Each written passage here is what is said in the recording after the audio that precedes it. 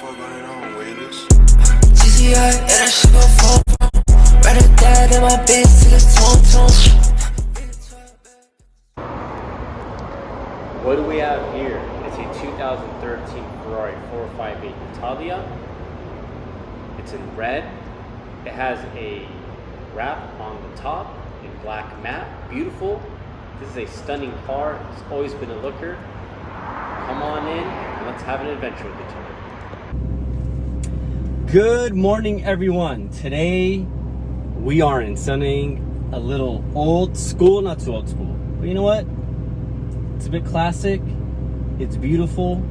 We are in a 2013 Ferrari 458 and we want to drive it because we want to figure out, with all the insanity going on with car prices, especially with how Porsche is charging like $120,000 over markup on a brand new 2022 GT3, if it's really worth going after the newer is better mentality or not. While we adjust our seats here, as I said, this is the 2013 458. Should have about 561 horsepower. Engine sounds beautiful. It's the last of a dying breed. This is the last naturally aspirated V8 Ferrari ever made. And we shall now take it for a drive. So this car has a little feature known for its, bad roads in LA for the bumpy setting. We're going to see how it feels now. In the past, on some of the cars, it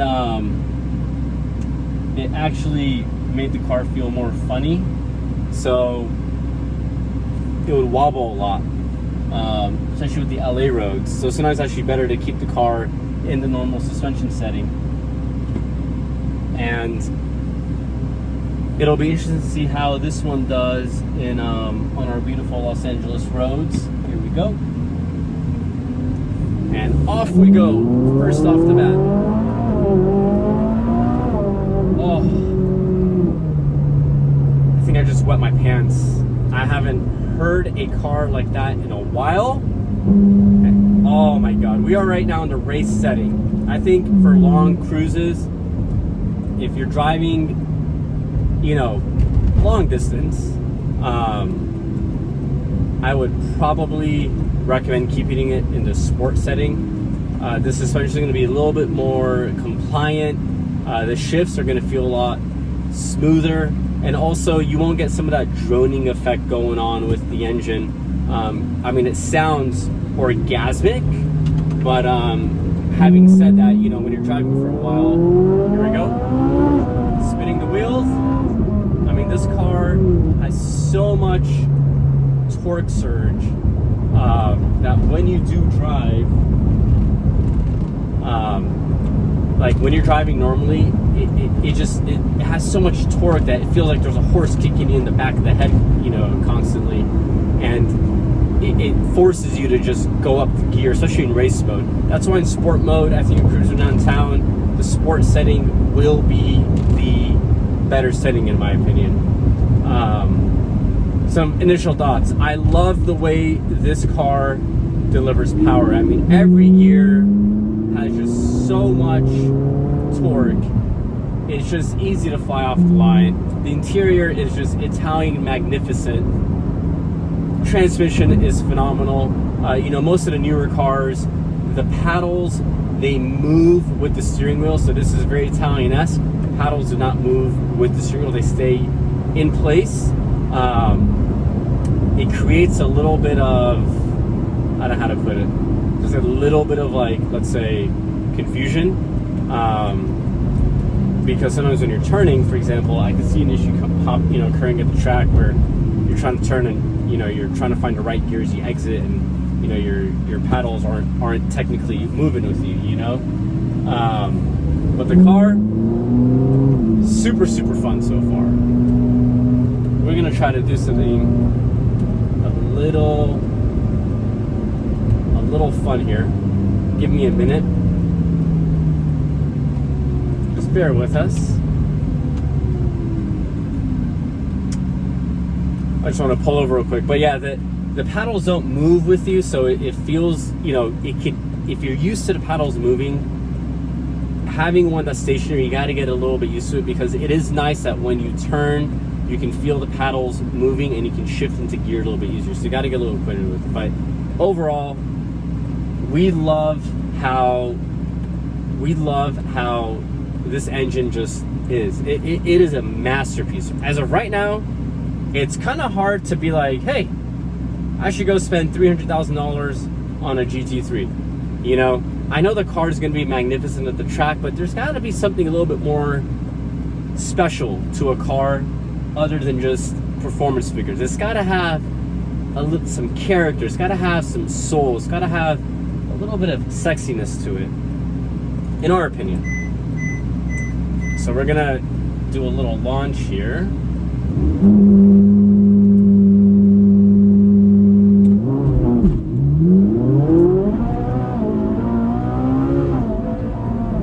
Woo!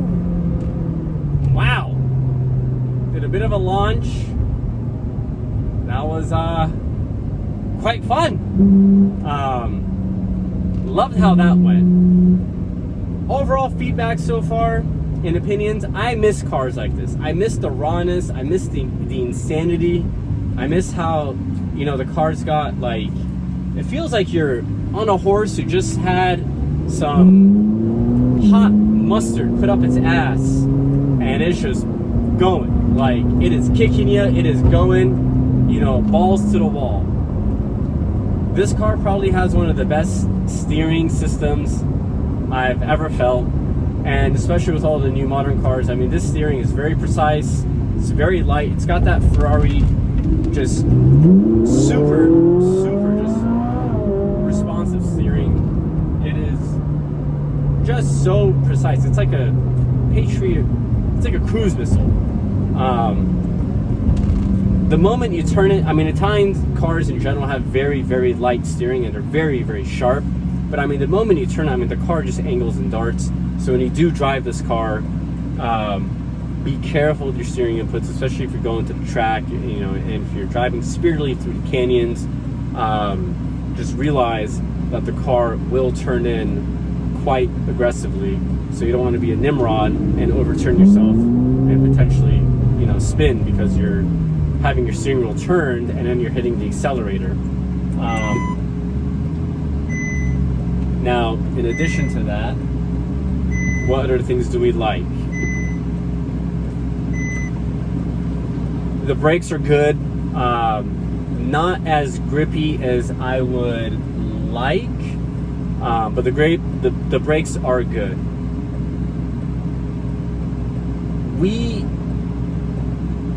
What I really value in this car is just the refinement. As I sit in this and having seen 992 GT3s, which I think are phenomenal cars, but when they want 120 over sticker, you have to ask yourself, is it worth paying that much? I mean, this car, yeah, it's about 10 years old right now.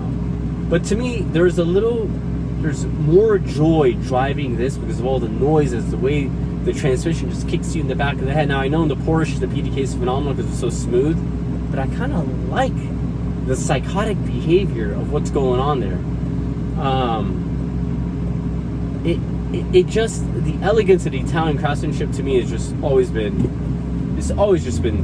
one of the best. The Italians have a way of making cars and building them where it's just like their suits. They just feel really good, you know? They give you a sense of class and luxury, just aesthetic appeal that you don't really see from other brands. And they do that same with their cars. It just feels so damn good, you know? Who cares if you're not doing them 6 minutes and 58 seconds, you know, at the Nürburgring? Like, I think for most tracks in the United States, I think this car, because of the way the power delivers, like, you still might be faster than a you know, 992 GT3. I mean, I could be wrong, but I'm just saying it feels so quick without putting an actual time watch to the situation. And comparing, let's say, this and a 997, comparing this car to a 991 GT3 or GT3 Rs and a 992 GT3, without having a specific watch to time everything, this car feels more, it just feels much quicker. And that sensation is very important. All the noises going off, the feeling you get through the steering wheel, through your actual butt, you know, through the seat. There's a lot of just great sensation here, and it feels much faster than what it really is. And it might be faster than a 991 and a 992 GT3, but fast isn't everything. You know, sometimes you want some elegance. Sometimes you want, for example, something that gives you an extra bit of feel. It gives you a little bit more passion. It gives you a little bit more charisma. And the thing is with a lot of cars being made today, fast is everywhere.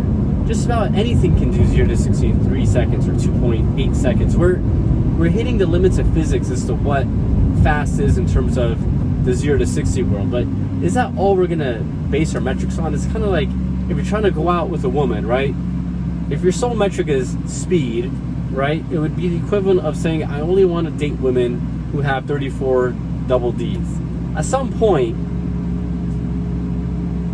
it just becomes a little banal. You need to have a little bit more substance. You need to have a little bit more character. And I think where we are in the world, especially because there's a lot of electrification going on, and we really don't know if that's going to be the sole answer. That will be a separate topic for a different day. We don't think that should be the only solution because it's not going to really solve anything. It'll probably make things much worse. But as cars have become ridiculously fast, and EV cars are ridiculously fast, what we see with EV cars is where they are fast, they lack in everything else. The feeling, the vibrations, the sensation, the soul, you know, all of these things are lacking in an EV car. They're great cars. We have a Porsche Taycan Turbo, phenomenal car, but at the end of the day, there's something still more enjoyable about driving, for example, an F80 M3 compact that's in manual.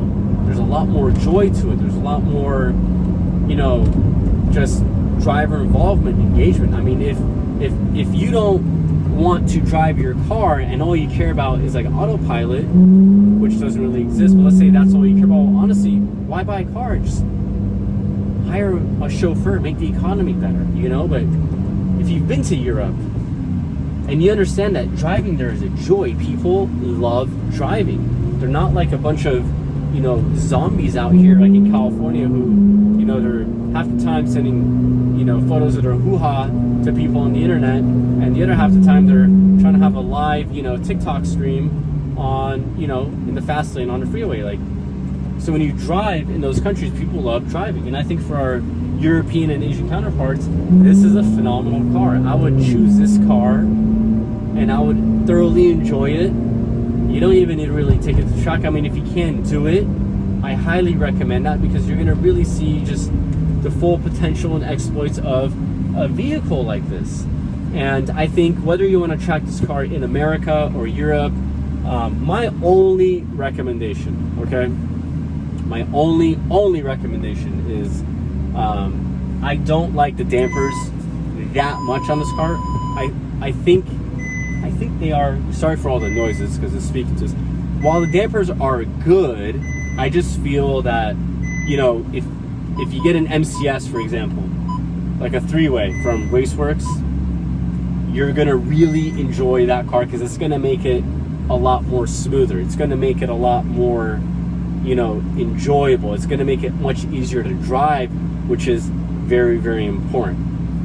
So as we try to wrap this up, the question of, is newer always better? Absolutely not.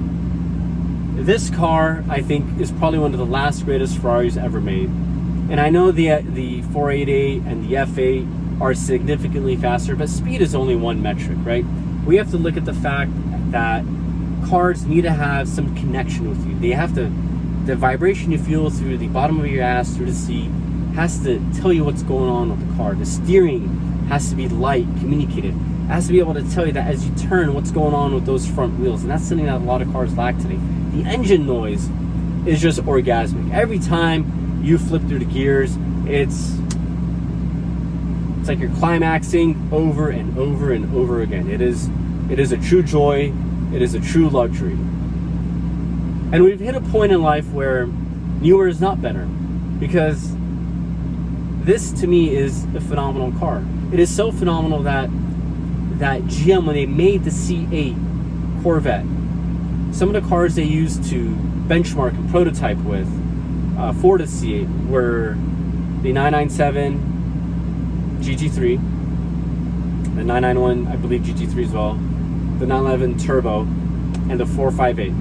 The 458 was actually their biggest benchmark. They had an F8, they didn't like it. They said, the GM engineers have said the 458 was one of the best mid-engine cars ever made, and they wanted their C8 to emulate that. So it shows you how damn good of a platform Ferrari made with this car. It's very equivalent to, let's say, well, for example, in newer Porsches, they are much faster. There is a feel and sensation to the 997, for those of us who had it and driven it, that you just don't get in the 991s and in the 992s. Those cars are phenomenal.